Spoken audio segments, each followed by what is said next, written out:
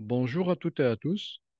Dans cette deuxième vidéo de la série dédiée au déploiement des modèles de machines Deep Learning sur carte embarquée, je vais vous présenter la programmation de la carte Raspberry Pi Pico.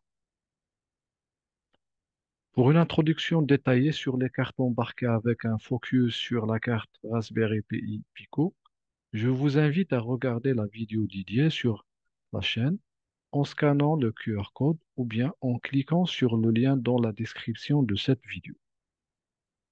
Alors, la carte Raspberry Pi Pico est une nouvelle génération de cartes Raspberry équipées seulement d'un microcontrôleur, sans microprocesseur comme pour les modèles Raspberry Pi. Elle est généralement utilisée pour exécuter des tâches spécifiques programmées par l'utilisateur sans un système d'exploitation traditionnel. Cette carte est mise en vente depuis 2021. Elle est équipée d'un microcontrôleur spécifique qui est le RP 2040. C'est une carte programmable, soit par MicroPython ou bien C++, et qui ne coûte que 4 dollars, ce qui la rend très accessible pour les éducateurs et les projets de prototypage. Avec sa petite taille, cette carte peut être utilisée dans une variété d'applications électroniques où l'espace est très limité. Voilà une vue globale de la carte. On y voit le microcontrôleur RP 2040, la mémoire flash de 2 mégas, l'horloge, le régulateur de tension, le connecteur USB, le boot de cell et ainsi de suite.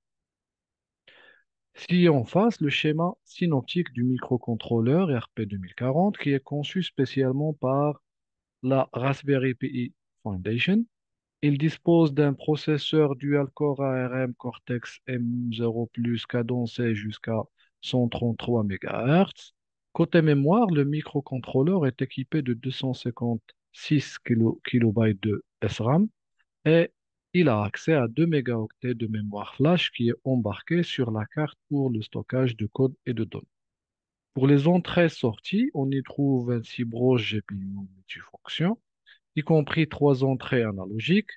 La communication avec d'autres périphériques peut être effectuée utilisant les ports et protocoles UART, SPI, I2C. On y trouve aussi un support de contrôle modulation de largeur d'impulsion, les PWM, pour contrôler les dispositifs comme les moteurs et les LED. Plus de détails sont sur la précédente vidéo. Pour mieux comprendre les caractéristiques de chaque port et protocole sur la carte Pico et son microcontrôleur, le tableau ci-en-face présente les différents protocoles et ports les plus utilisés. On peut bien comprendre la capacité de la carte Pico à interagir avec une vaste gamme de périphériques électroniques grâce à sa polyvalence. Cette flexibilité fait du Pico un outil très puissant pour de nombreux projets électroniques et informatiques. Pour nos manipulations, nous utiliserons les GPIO pour contrôler les LED, l'ADC pour lire la valeur d'un potentiomètre, le PWM pour commander un servomoteur. Ces éléments constituent la base de nos projets interactifs avec la Raspberry Pi Pico, permettant d'explorer la lecture de données analogiques, le contrôle de dispositifs électromécaniques et la signalisation visuelle. Avant de passer à la mise en œuvre de projets sur une carte Raspberry Pi Pico physique, nous explorerons d'abord les simulations en ligne. Dans une prochaine vidéo, Inch'Allah, je vais vous présenter des implémentations sur carte réelle.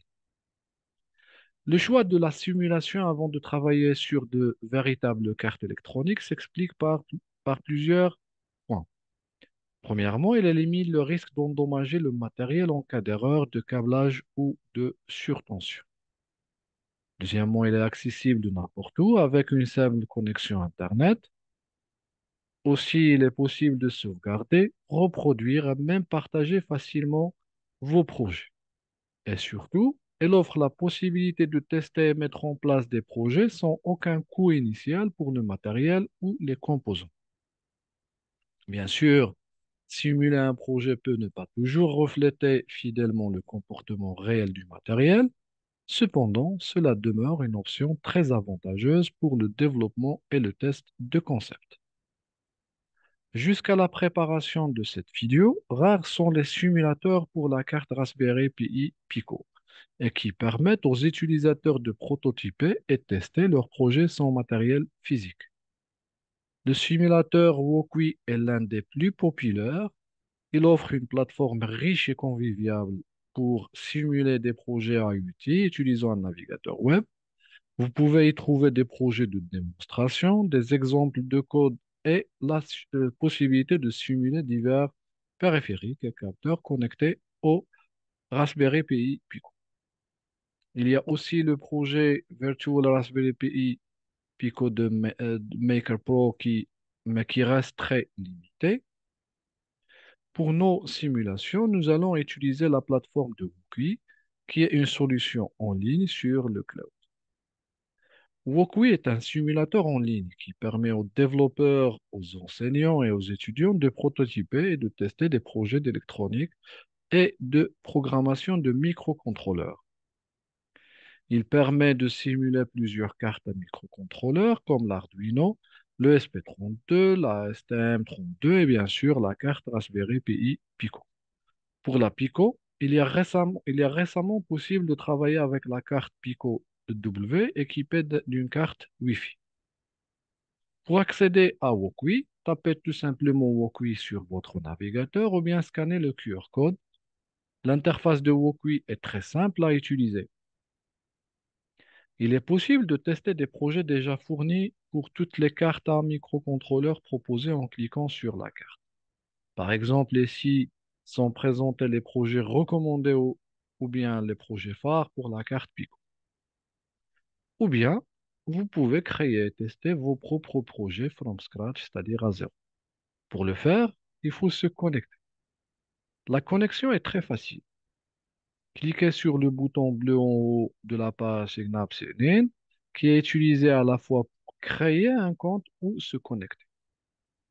Wokwi propose trois modes de connexion, soit utilisant votre compte Google, ou bien votre compte GitHub, ou bien un lien unique de connexion en fournissant votre adresse email.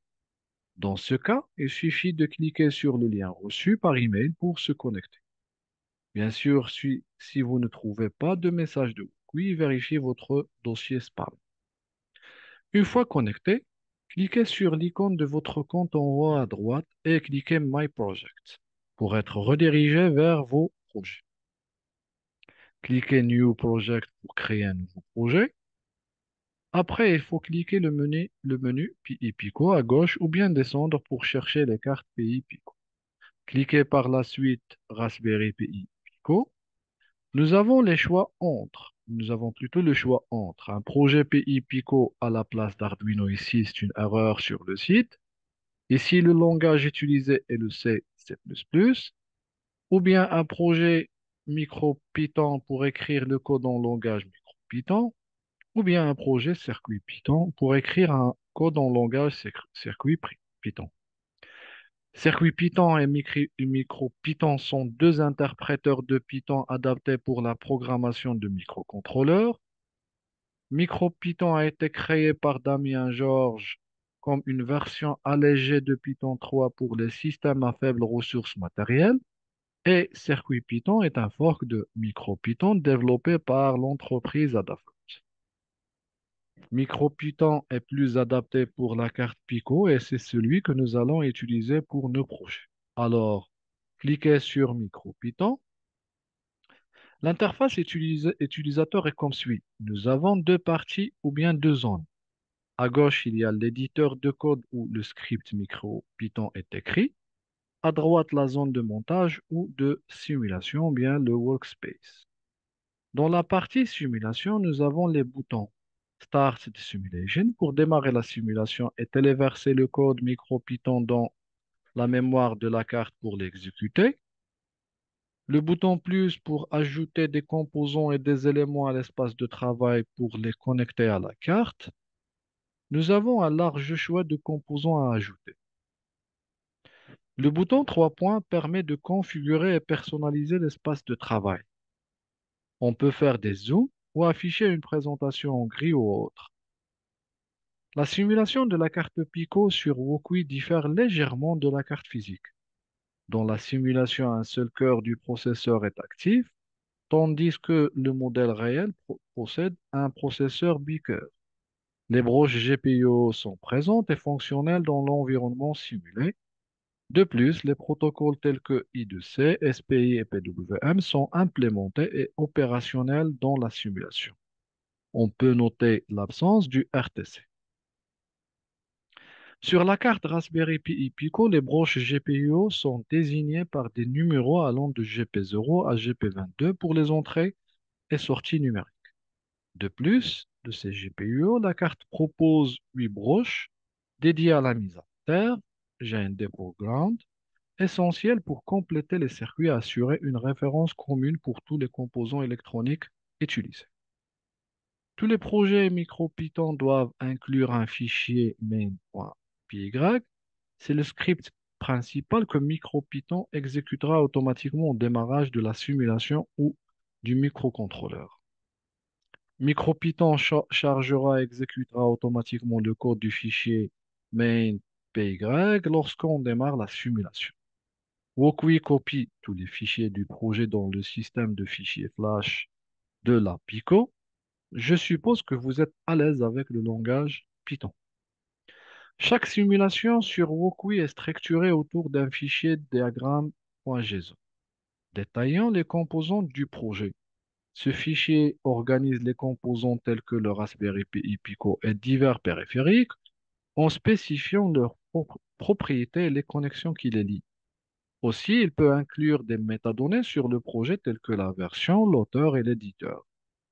Ce format clé-valeur assure que toutes les informations nécessaires sont en place pour que la simulation fonctionne comme prévu. Nous n'allons pas manipuler ce fichier, mais plutôt l'utiliser pour identifier les informations concernant notre projet. Pour chaque fichier, il y a un menu contextuel qu'on peut afficher en cliquant sur la flèche comme sur la figure. Ça permet de renommer le fichier, de le supprimer, aussi de créer un nouveau fichier ou bien de charger un fichier à partir du disque dur. Le menu général en haut à gauche permet d'enregistrer le projet en lui donnant un nom. Vous pouvez utiliser le raccourci clavier CTRL plus S. Aussi, d'enregistrer une copie du projet et même de le télécharger sur le disque dur sous format compressé. Aussi, il est possible de partager le projet en le rendant public et en partageant son lien. Pour un premier projet, nous allons faire clignoter une LED à l'aide du microcontrôleur Pico RP 2040. Pour la réalisation, nous aurons besoin du Pico, une LED et une résistance. Et si nous n'aurons pas besoin de la breadboard de même que les câbles, ceci dit qu'on peut bien sûr les utiliser dans la simulation. Il faut commencer par ajouter les composants. Par défaut, la carte est déjà présente sur le workspace, alors cliquez le bouton plus et cliquez sur la LED pour l'ajouter à l'espace de travail. Cliquez sur la LED pour la configurer, sélectionnez sa couleur, la roter ou même la supprimer. J'ai choisi ici la couleur jaune. Pour ajouter la résistance, procédez de la même façon. Cliquez le bouton plus et cliquez sur résistor. Après, cliquez sur la résistance pour la configurer. Entrez la valeur de 120 ohms. Je vais revenir sur le choix de la valeur de la résistance un peu plus loin. Pour le cas de manipulation réelle, il faut vraiment faire attention au sens de connexion pour ne pas abîmer vos composants.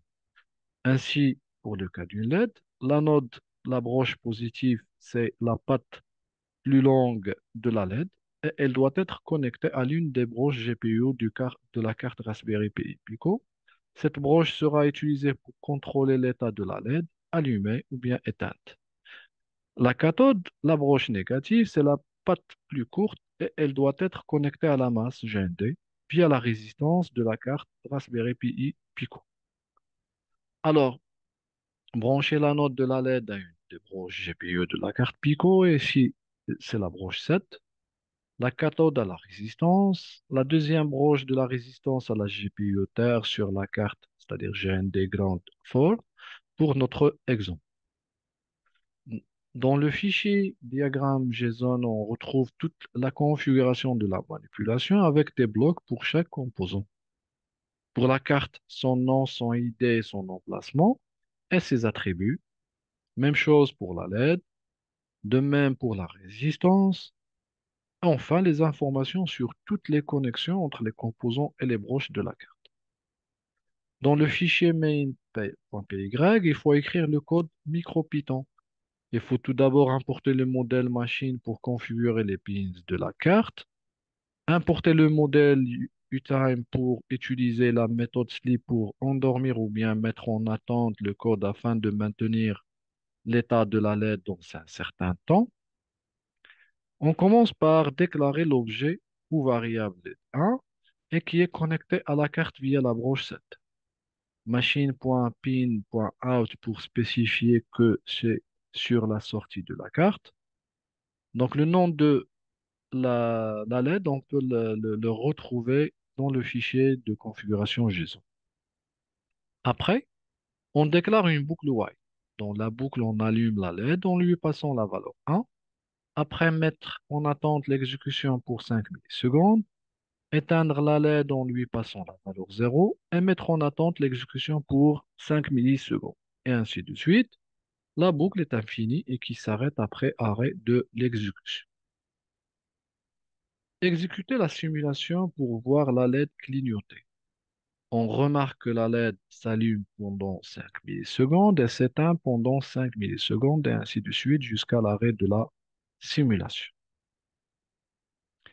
Il est possible en simulation de ne pas utiliser la résistance et ça va marcher sans problème, alors qu'il est fortement recommandé d'utiliser une résistance en série avec une LED.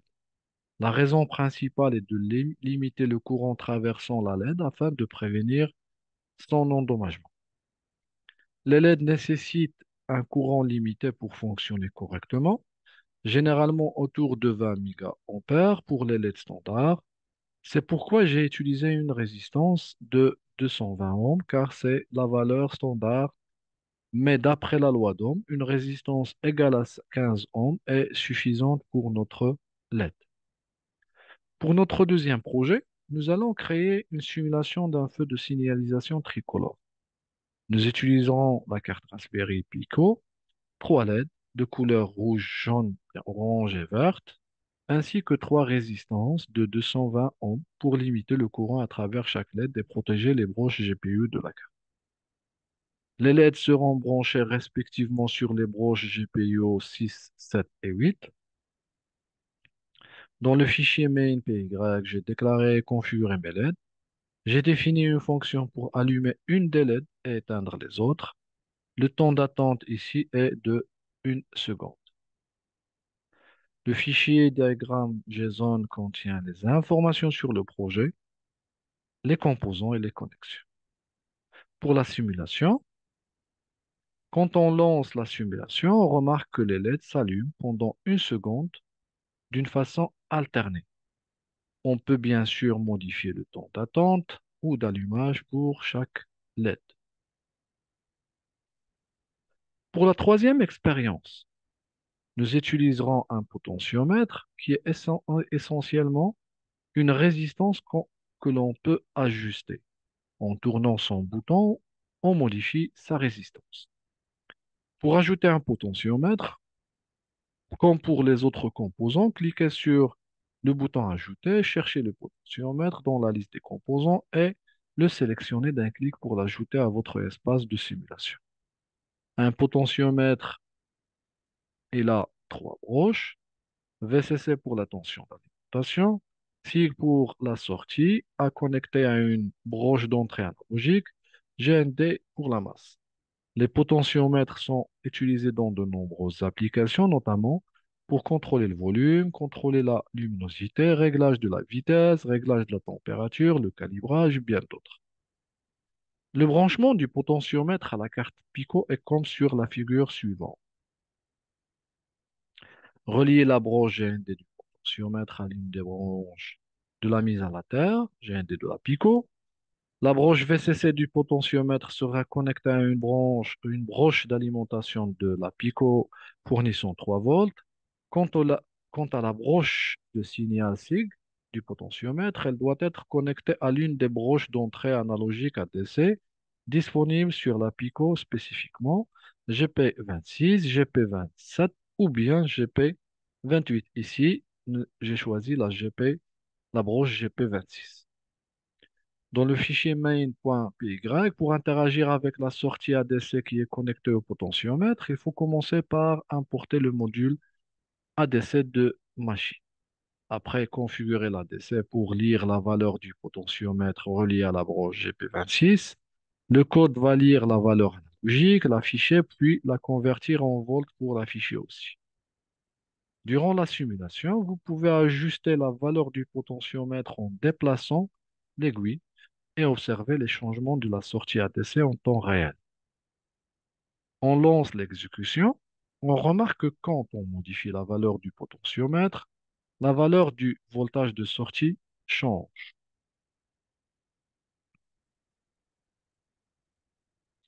Les servomoteurs, parfois appelés tout court servo, sont des composants qui peuvent être contrôlés et maintenus dans une position angulaire spécifique.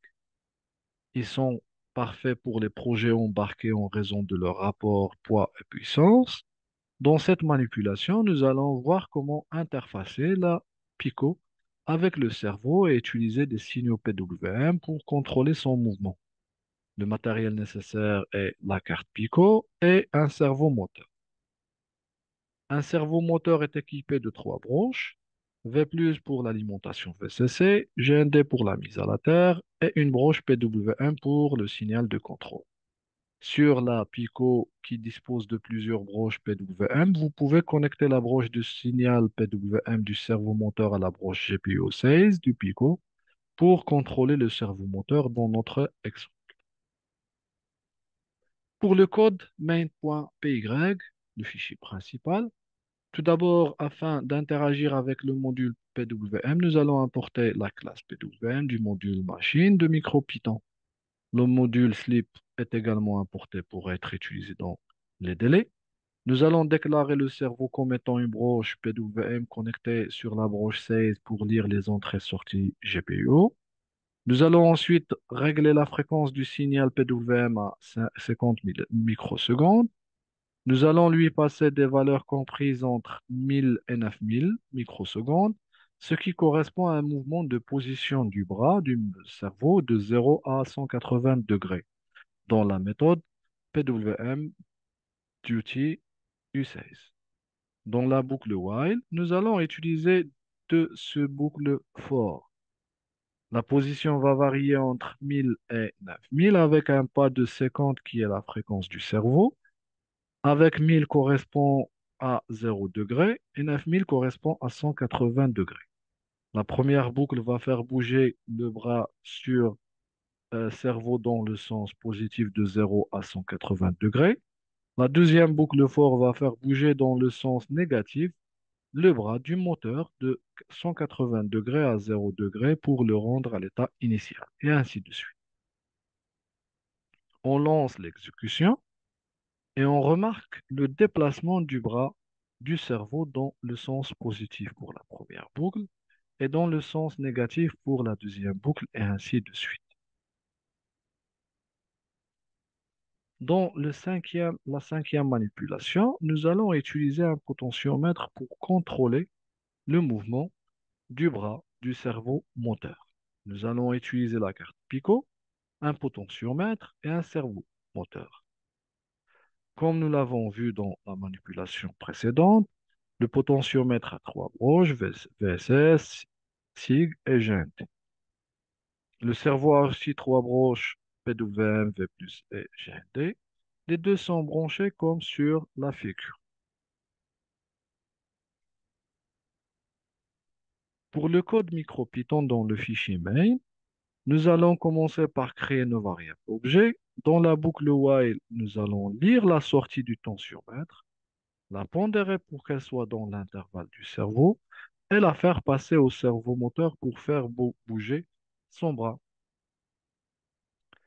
Après exécution, on remarque que le bras du cerveau change de position en changeant la valeur du potentiomètre.